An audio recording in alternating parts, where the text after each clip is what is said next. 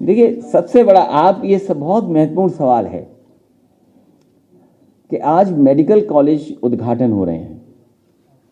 जिस समय जनता को दवाई की जरूरत थी, जिस समय उत्तर प्रदेश की गरीब जनता को इलाज की जरूरत थी, जिस समय उत्तर प्रदेश की जनता को ऑक्सीजन की जरूरत थी, उस समय उत्तर प्रदेश की सरकार कहां थी?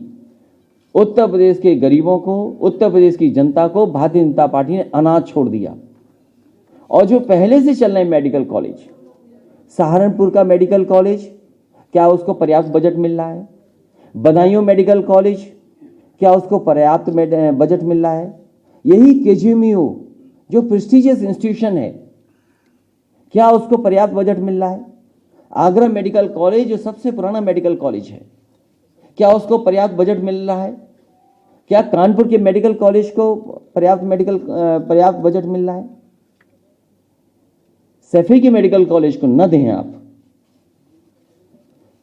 लेकिन और मेडिकल कॉलेजों का बजट क्यों रोक दिया आपने?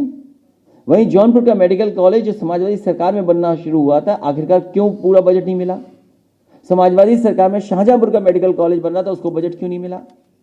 फिरोजाबाद का मेडिकल कॉलेज समाजवादी सरकार में बन रहा था, उसको बजट पूरा क्यों नहीं मिला? झांसी में अलग से 500 बेड हॉस्पिटल बनकर के तैयार हुआ है, झांसी मेडिकल कॉलेज को बजट क्यों नहीं मिल रहा? बांदा के मेडिकल कॉलेज जिसको बनाने का काम किया, उसको क्यों नहीं मिल रहा पूरा? आजमगढ़ में जो और फैसिलिटीज प्रोवाइड होनी थी, और मुझे याद है जिस समय कोविड आया और जिस समय ऑक्सीजन की जरूरत पड़ी, क्या उत्तर प्रदेश की सरकार ने, क्या भारत के देश की सरकार ने आजमगढ़ के मेडिकल कॉलेज को ऑक्सीजन प्लांट दिया था? क्या उसको अगर कहीं ऑक्सीजन प्लांट मिला था तो हमारी खुद की निधि से हमें खुद वहां पर ऑक्सीजन प्लांट देना पड़ा। तो जो मेडिकल कॉलेजेस हैं पहले से जो चल रहे हैं, पहले से जो बनकर के तैयार हुए हैं, क्या उसका बजट कहां है? ये केवल झूठ के फूल हैं और कुछ नहीं है। और भारतीय जनता पार्टी के उनके अपने सबसे बड़े नेता, जिस पत्रकार साथी ने यह सवाल पूछा है, मैं उस पत्रकार साथी से निवेदन करूंगा कि यहीं लखनऊ में सबसे बड़े नेता भारतीय जनता पार्टी के, जो देश के प्रधानमंत्री रहे, उनके नाम पर मेडिकल यूनिवर्सिटी बनना शुरू हुई थी, उसका शिलान्यास हुआ था। वो सोचिए कहां चल रही है यूनिवर्सिटी। वो डॉक्टर राम मनोहर लोहिया इंस्टीट्यूट के 9th फ्लोर पे यूनिवर्सिटी चल रही है। मैं चाहूंगा कि आप अपना कैमरा लेकर के जरूर वहां जाएं।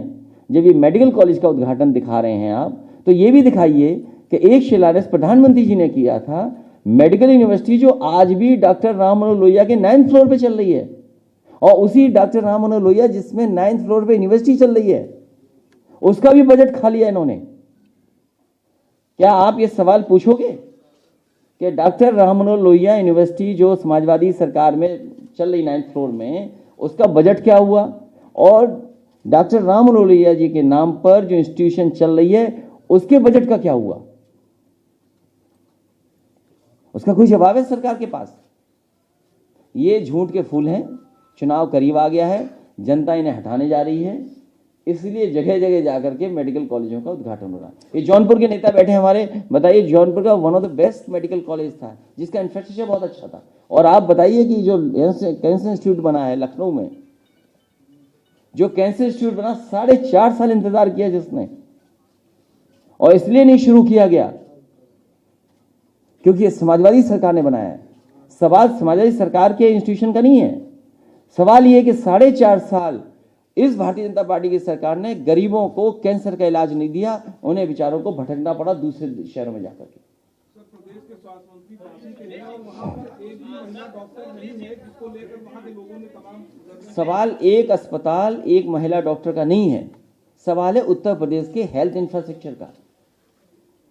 पूरा हेल्थ इंफ्रास्ट्रक्चर कोलैप्स हो गया। जिस तरीके से शिक्षा का पूरी व्यवस्था कोलैप्स हो गई। क्या पढ़ाई हो रही है उत्तर प्रदेश में? बताइए हमें, क्या पढ़ाई हो पा रही है? अब मुख्यमंत्री जी कह रहे हैं हम टैबलेट देंगे। 4.5 साल कौन सी टैबलेट देते रहे आप? कौन सा कैप्सूल दिया आपने जो अब टैबलेट दे दोगे आप? अखिलेश जी, खास तौर पर अखिलेश जी प्रधानमंत्री प्रधानमंत्री ने खास तौर पर कहा है कि पूर्वांचल की उपेक्षा की गई। छोटे देखिए, अधिकारियों को सबसे पहले पता लग जाता है सरकार किसकी बनने जा रही है। और हम तो बीजेपी से कहेंगे कि वो जो नया सॉफ्टवेयर डाला था हमारे मोबाइल में भी डाल के देख लो कि कितने अधिकारी अब संपर्क में आ गए हैं। एक वो है ना सॉफ्टवेयर पे, पूर्वांचल के बारे में उन्होंने कहा कि पूर्वांचल की उपेक्षा पिछली सरकारों ने की, छोटी मोटी डिस्पेंसरी खोल के झूठ के फूल यही कह सकते हैं, झूठ के फूल यही कह सकते हैं कि पूर्वांचल का हम लोगों ने अनदेखी की। बलिया को बिहार से जोड़ने वाला सबसे बड़ा पुल समाजवादी सरकार ने दिया। वहां पर पूर्व प्रधानमंत्री चंद्रशेखर जी, उनके नाम से यूनिवर्सिटी दी, उसका बजट भारतीय जनता पार्टी ने रोक लिया। बलिया तक अभी तक एक्सप्रेसवे नहीं बन पाया। जो एक्सप्रेसवे, जिस एक्सप्रेसवे का अलाइनमेंट, जिस एक्सप्रेसवे को देने का काम समाजवादी सरकार में हुआ, जिसका नाम था समाजवादी पूर्वांचल एक्सप्रेसवे, वो समाजवादी सरकार ने दिया है। उसका शिलान्यास विधानसभा के सामने हुआ, लैंड एक्विजिशन हुई और आम सहमति हुई सरकार जमीन लेने को लेकर के। इस सरकार ने कुछ नहीं किया। जो मीडियन होता है सड़क का, जो सड़क का मीडियन था, जो इंडियन रोड कांग्रेस के स्टैंडर्ड से 12 मीटर होना चाहिए, 14 मीटर, केवल सड़क को बुरा बनाने के लिए, सड़क की क्वालिटी गिराने के लिए स्टैंडर्ड्स को कट डाउन किया। जो पैरामीटर्स थे उनको नीचे गिराया और ये दिखाने के लिए कॉस्ट कम हो जाए उस सड़क को बना रहे हैं, जिसकी राइडिंग क्वालिटी बहुत खराब है इस समय। समझ में आया, नहीं समझ में आया?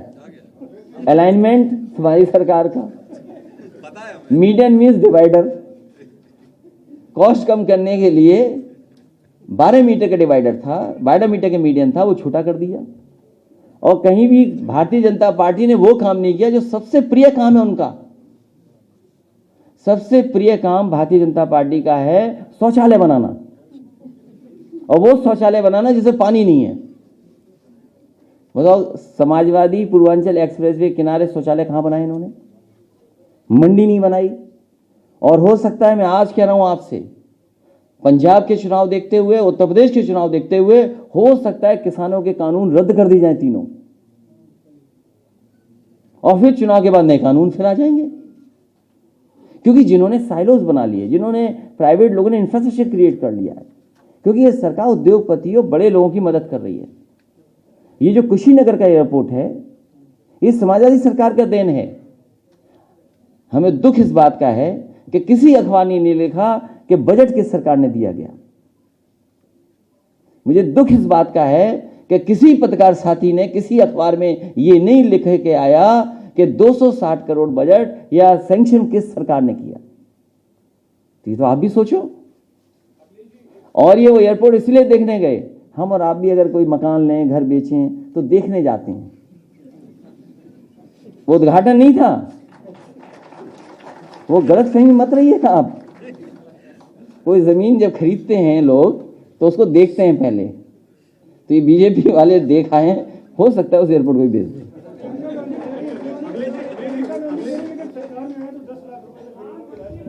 देखिए, समाजवादी पार्टी का सीधा निशाना है भारतीय जनता पार्टी को हटाना। समाजवादी पार्टी भारतीय जनता पार्टी को हटाने जा रही है। पेट्रोल डीजल पर पिछले कुछ सालों में केंद्र सरकार को 23 लाख करोड़ रुपए का प्रॉफिट हुआ है। अभी पिछले महीने जीएसटी काउंसिल की मीटिंग थी, खुद वित्त मंत्री यहाँ पर लखनऊ में रही, जो अधिकारियों से मीटिंग की। खबर यह है कि ये यूपी से ट्रायल रन के तौर पर उसको जीएसटी में लाने की शुरुआत करने के प्लान है। आपका क्या कहना है? मुझे नहीं पता क्या जानकारी है आपको, लेकिन अगर साइकिल चलाओगे तो डीजल पेट्रोल नहीं जरूरत पड़ेगी, तो मुनाफा किसका गया? अगर आम जनता साइकिल चलाने लगे तो किसका मुनाफा चला गया? सरकार को मुनाफा ही नहीं मिलेगा तो सरकार बड़े लोगों को कैसे पैसे दे पाएगी? और जहां तक सवाल जीएसटी का है, ये जानते हैं कि अगली सरकार इनकी बनने वाली नहीं है, इसीलिए गन्ने की कीमत क्या रखी? गन्ने की जो कीमत बढ़ाई सरकार ने, क्या बढ़ाई? क्यों बढ़ाया? क्योंकि वो जानते हैं गन्ने का तो देना ही नहीं है, भुगतान ही नहीं करना है। जब आज नहीं दे पाई जो सरकार, आज भी किसानों का 4000 करोड़ से ज्यादा बकाया है, तो इनके पास कोई प्लानिंग नहीं है। और ये जानते हैं कि इन्हें नहीं देना है, अगली सरकार को देना है। समझ गए आप बात? इसीलिए जनता को धोखा देने के लिए जीएसटी में ना, लेकिन ये सरकार वसूल लेगी पैसा।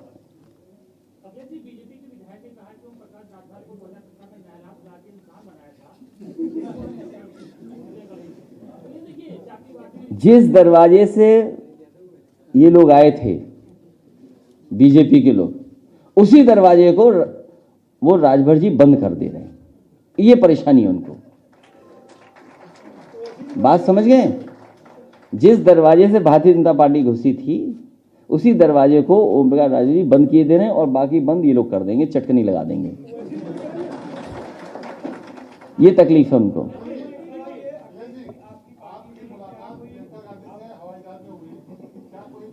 आपको क्या आपत्ति है? ये गलती हमारी है कि हम मास्क लगा करके और दूरी बना के रहें, न किसी को कोई पहचान पाए, न कोई किसी से मिले। ये कोई सवाल है आपका? बताओ। ये गलती अगली बार से मास्क लगा करके और दूरी रखेंगे। और अभी मैं इतना बुजुर्ग नहीं हुआ हूं कि मैं सुनाई ना दे मुझे कुछ, इसलिए उस बहस में मैं नहीं फंसना चाहता हूं।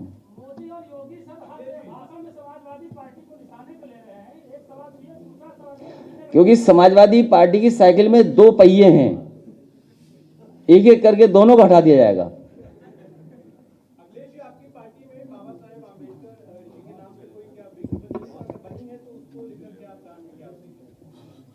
ये सवाल पूछना ही हमारे उद्देश्य को पूरा कर रहा है।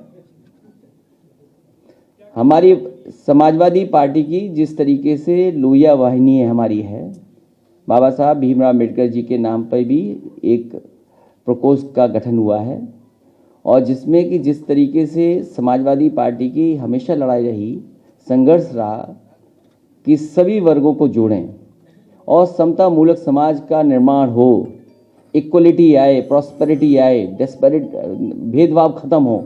इसलिए कोशिश है कि हर समाज के लोगों को जोड़ें, इसलिए एक वाहिनी भी बनाई गई है।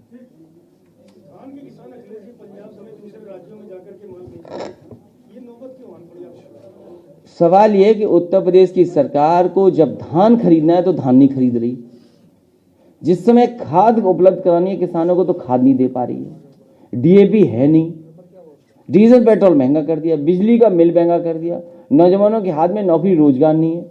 इसीलिए भाषणों में आप झूठ के फूल खिलते हुए नजर आएंगे आपको। अखिलेश जी, यूपी एग्रो एक कृषि विभाग के अंदर एक विभाग है उत्तर प्रदेश में, महीनों से वहां के कर्मचारियों को वेतन नहीं मिला। भाजपा रही और कुछ महीने तो किसी को वेतन नहीं मिलेगा।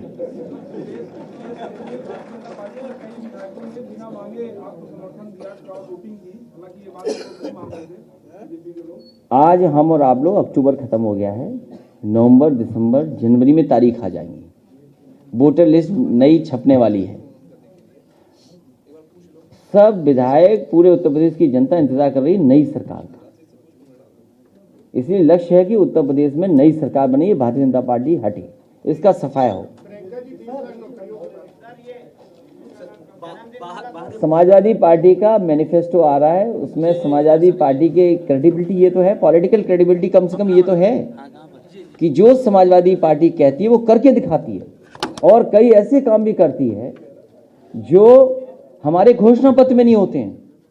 उदाहरण के लिए लखनऊ की मेट्रो है, अगर ये समाजवादी पार्टी के घोषणा पत्र में नहीं थी, लेकिन जरूरत समझा कि एक शहर को, बड़े शहर को एक पब्लिक ट्रांसपोर्ट दिया जाए, अच्छा पब्लिक ट्रांसपोर्ट दिया जाए, सेफ पब्लिक ट्रांसपोर्ट दिया जाए, वो दे करके दिखाया। और सोचिए, एक केवल सेक्शन में चली है तो क्या 4000 से ज्यादा इंजीनियर या उसके आसपास नौकरी मिली कि नहीं मिली?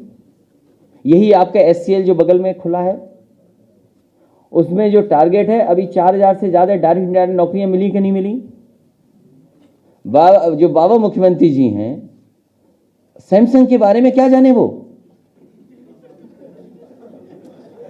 क्या जाने सैमसंग के बारे में? और क्या कहते हैं, सैमसंग बोले क्या है?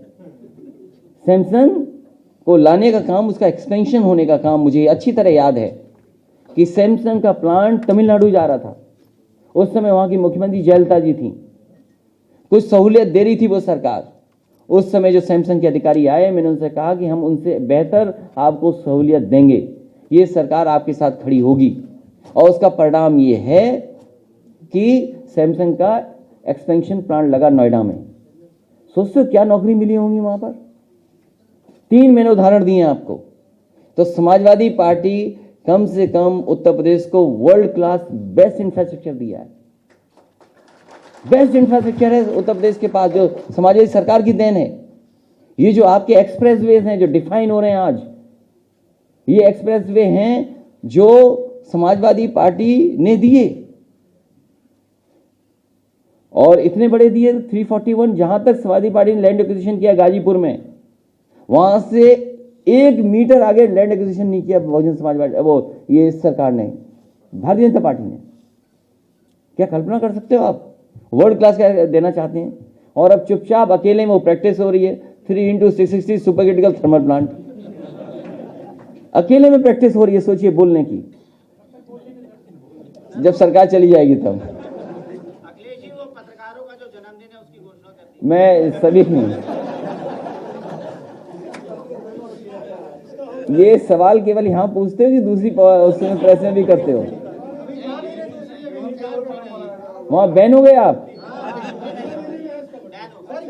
पार्टी कार्यालय के बाहर एक पोस्टर बड़ा होर्डिंग लगा है, लिखा है आ रहा हूं मैं, आपकी तस्वीर है, काउंटडाउन वॉच चल रही है, 143 दिन, इतने घंटे, इतने मिनट। ये आप ध्यान से नहीं देख पाए, उसका मतलब कोई रिसर्च वर्क नहीं करते हो आप। कर लिया रिसर्च किया है। ये पुराने पत्रकार साथी हैं, ये जानते होंगे कि जिस समय समाजवादी पार्टी एक्सप्रेसवे बना रही थी, तो इसी तरह अधिकारियों की ऑफिस में काउंटडाउन की घड़ी लगा दी गई थी।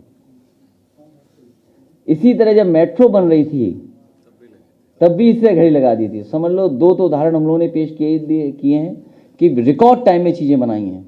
इसलिए घड़ी भी जिसने लगाई उसको बधाई देता हूं, वो जानता है कि सरकार आ रही है।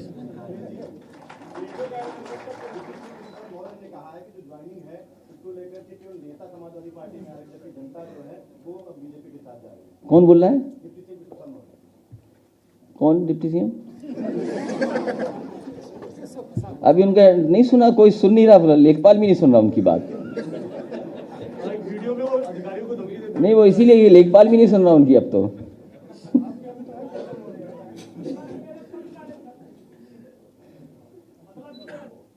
मैं आप सब पत्रकार साथियों का धन्यवाद देता हूं, और एक बार फिर जो समाजवादी पार्टी में अलग दलों से शामिल होने आए हैं, मैं उन सबको समाजवादी पार्टी में शामिल होने के लिए बधाई देता हूं, उन सब का मैं स्वागत करता हूं, और मुझे उम्मीद है कि आने वाले समय में जनता को लगातार जोड़ेंगे, जिससे बहुमत की सरकार, और जिस तरीके से जनता की भावना है कि 400 से ज़्यादा सीटें भारतीय जनता पार्टी को हराएगी और जिताएगी, उस भावना के साथ काम करेंगे। मैं अपने दोनों पत्रकार साथी जिनका जन्मदिन है, अच्छा एक मिनट, हाँ माफ़ करिएगा,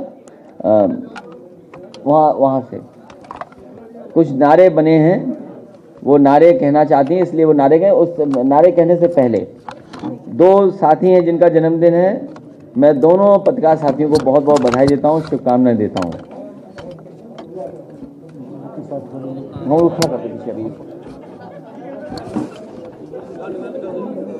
साथी और हैं जो क्योंकि आने में देर हो गई उनको, मैं चाहूंगा कि नाम आप बाद में पढ़ देना अरविंद जी, वो भी पार्टी में शामिल होंगे भी। ठीक है, नमस्कार सब